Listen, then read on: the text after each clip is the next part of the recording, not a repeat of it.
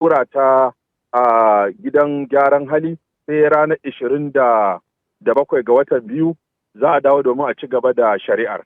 Daga cikin tuhumar da ake mata akwai razana al'umma, akwai ayyukan baɗala, akwai tada hatsaniya, akwai tada hankalin al'umma, akwai ta'addanci da kawo ɓata gari cikin unguwa, akwai ikirarin cewa duk wata karuwa ko kwalta ita ce shugabarsu.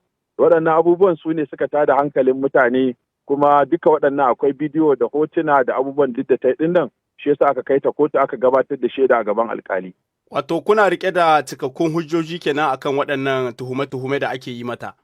Yawwa, kowa ma ai yana gani, duk wanda yake da ba zai so ya ga irin abubuwan da Murja take yi ba. Duk wanda yake da ba zai so ta dinga ganin abin da Murja take yi ba. Duk wannan sanannen abu ne a duniya cewa waɗannan abubuwa da suke yi ya saba al'adarmu, ya saba addininmu, ya saba tarbiyyarmu.